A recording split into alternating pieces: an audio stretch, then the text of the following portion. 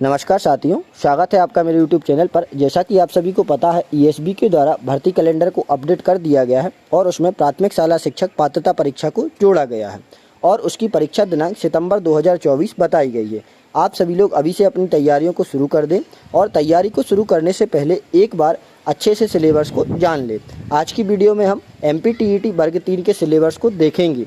अभी इसका कोई ऑफिशियल नोटिफिकेशन नहीं आया है। इसके पहले जो एग्ज़ाम हुआ था उसमें किस प्रकार के प्रश्न पूछे गए थे और उसका सिलेबस क्या था, उसी के आधार पर हम देखेंगे कि MPTET वर्ग 3 का सिलेबस क्या रहेगा। वीडियो को शुरू करने से पहले आप सभी लोग चैनल को सब्सक्राइब कर लें। तो चलिए वीडियो को शुरू करते हैं। आपसे पेपर में 5 विषय पूछे जाएंगे, जिसमें गणित, बाल विकास, पर्यावरण अध्ययन और 2 भाषाएँ पूछी जाएंगी, जिसमें लैंग्वेज 1 में हिंदी रहती है और लैंग्वेज 2 में अंग्रेजी, संस्कृत या फिर उर्दू रहती है। तो सबसे पहले हम बाल विकास के सिलेबस के बारे में चर्चा करेंगे।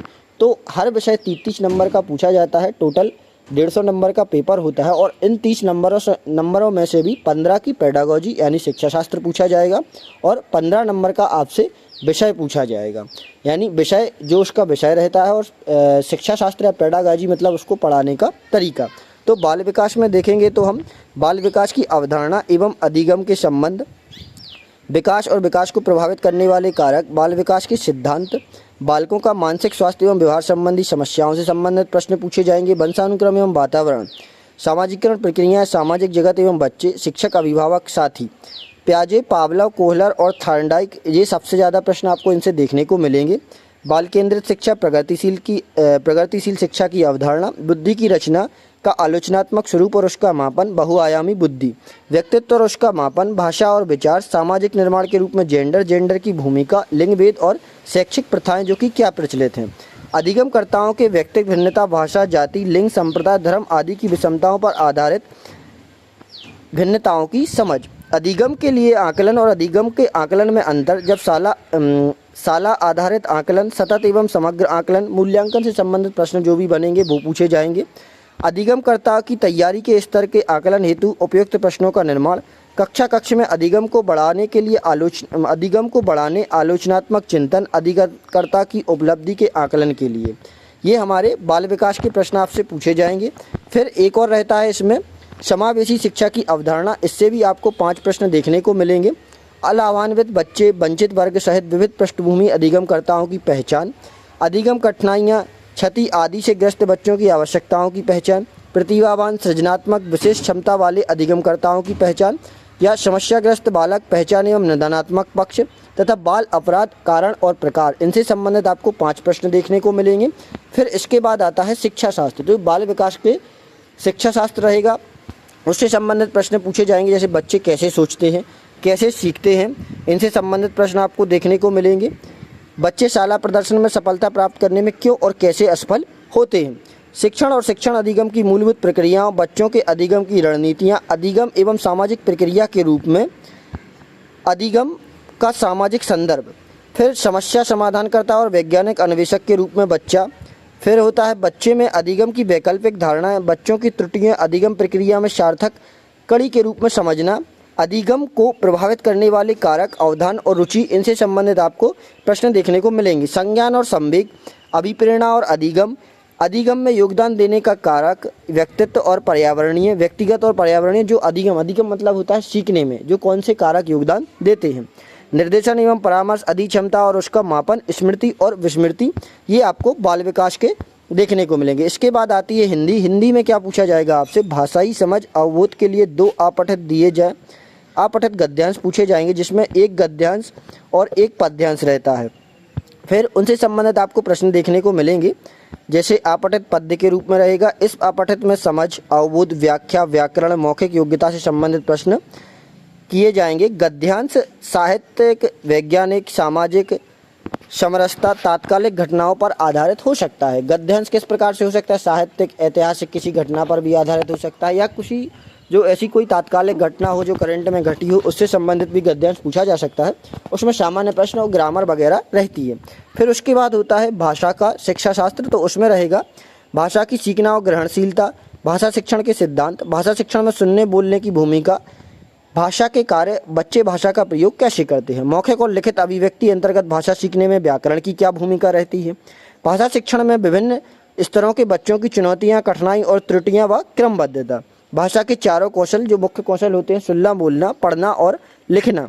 कक्षा में शिक्षण, अधिगम सामग्री, पाठ्यपुस्तक, दूरसंचार, दृश्य श्रव्य सामग्री, इन चीज़ों का आप कैसे उपयोग करेंगे। और एक होता है पुनः शिक्षण, इनसे संबंधित आपको प्रश्न पूछे जाएंगे। ऐसे ही इंग्लिश में क्या रहेगा, 2 अनसीन प्रोसेस पैसेज रहेंगी। अनसीन प्रोस पैसेज डिस्कर्सिव और लिटरेरी और नैरेटिव और scientific with question on comprehension, समझ से आधारित प्रश्न रहेंगे। ग्रामर और वर्बल एबिलिटी से संबंधित इसमें प्रश्न रहेंगे।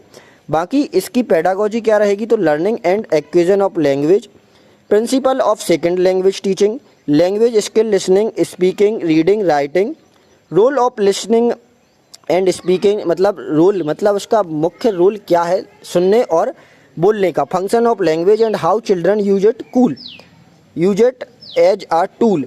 The role of a grammar in learning a language for communication ideas verbally. Challenge of teaching language, जो कि क्या चैलेंज रहते हैं, क्या चुनौतियाँ रहती हैं। Teaching of learning materials, text book, multimedia materials, multilingual resources, इनसे संबंधित प्रश्न मिलेंगे। रिमेडियल टीचिंग से संबंधित या री टीचिंग, जिसको हम पुनः शिक्षण बोलते हैं हिंदी में, ये इसका इंग्लिश में रहेगा सिलेबस, जो कि शिक्षा शास्त्र का रहेगा। उसके बाद हम संस्कृत में देखें तो इसमें भी आपको 2 पैसेज आपसे पूछे जाएंगे, एक गद्यांश एक पद्यांश, उनसे संबंधित प्रश्न रहेंगे, समझ से संबंधित, और आपसे व्याकरण से संबंधित प्रश्न देखने को मिलेंगे। उसके बाद इसकी भी वही रहेगी कि भाई इसकी पेडागॉजी पूछी जाएगी, तो जो हिंदी की है वही इसकी रहेगी। भाषा सीखना, ग्रहणशीलता, शिक्षण के सिद्धांत, सुनने बोलने की भूमिका, भाषा के कार्य, मौखिक और लिखित अभिव्यक्ति अंतर्गत भाषा सीखने में व्याकरण की भूमिका, भाषा के प्रमुख कौशल और भाषा के विभिन्न स्तरों पर बच्चों को जो चुनौतियां होती हैं, पुनः शिक्षण और कक्षा में अधिगम सामग्री, इनसे संबंधित आपको प्रश्न देखने को मिलेंगे। इसके बाद आती है उर्दू भाषा। तो उर्दू भाषा में भी 2 गैर इदरसी इक्तिबावश जो वही रहेंगे, पूछे जाएंगे। सलाहियत पर मबनी सवालात, कवायद और जवानी सलाहियत पर मबनी सवालात। उसके बाद वही इसकी पेडागोजी पूछी जाएगी, सीखना, याद रखना, जबान की तदरीस के असूल, जबान में सुनने और बोलने की अहमियत, जबान में सीखने और ख़यालात का जवानी और तहरीरी इजरात करने में कवायद, जो भी इसकी भाषा की पेडागोजी पूछी जाएगी। फिर इसके बाद हम बात करते हैं गणित की। तो गणित के बारे में क्या रहता है, संख्या, गणित के बारे में जो हमारा पूछा जाएगा, तो गणित के हमारे जो डिटेल सिलेबस है तो उसके बारे में हम देखेंगे।